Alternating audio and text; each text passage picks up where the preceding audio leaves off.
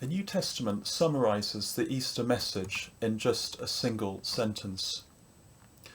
Christ died for sins, according to the Scriptures. He was buried.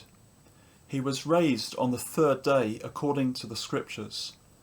And he appeared to Cephas and then to the 12. Now, as you think about those words, two questions might come into your mind. Are they true? And do they matter?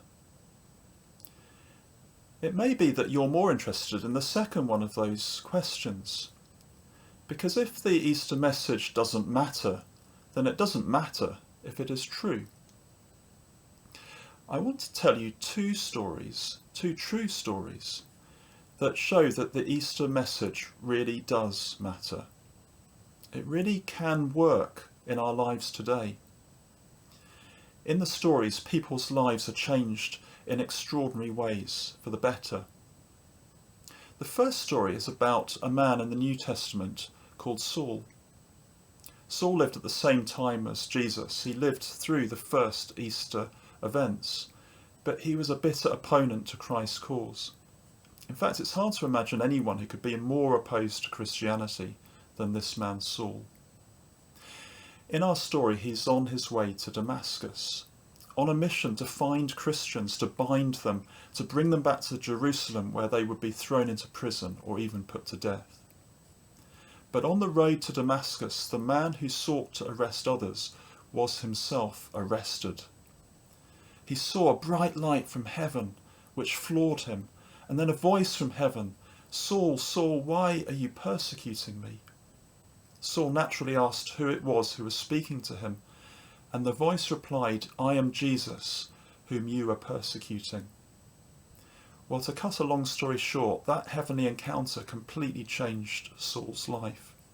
He was given a new name, Paul, and became one of the greatest apostles and missionaries for the Christian church. Now let's zoom forward a couple of thousand years for our second story. It's a story about an African chief who was met by a man with some cows. Now, if you're not very familiar with African culture, you need to know that cows are very important. They're part of your livelihood. The chief asked the man, "What are these cows for?" And the man replied, "Sir, they're yours." "What do you mean they're mine?" "They're yours," the man went on.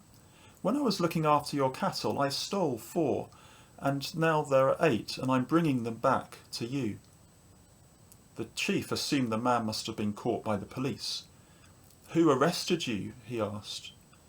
"Jesus arrested me, sir, and now here are your cows."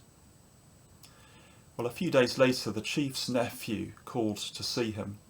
"Uncle, I hear you've got 8 new cows. You must be so happy." "No," came the reply, "I'm not happy at all. Since that man came, I can't sleep. If I want the peace he has, I'll need to return 100 cows to different people." Well, that chief held out for 15 years until finally he too gave his life to Jesus. And Jesus changed him just like the way he changed the first man who gave the cows back. Now, those two stories could be multiplied to include any story of any true Christian on the planet throughout history. Jesus Christ has been changing lives in extraordinary and wonderful ways throughout history and throughout the world since that first Easter. These stories of changed lives show us that the cross and the resurrection really do matter. They really can change our lives today. And they provide one of the most compelling pieces of evidence for the truth of the resurrection. Because after all, a dead Saviour can't change anyone, but a risen one can.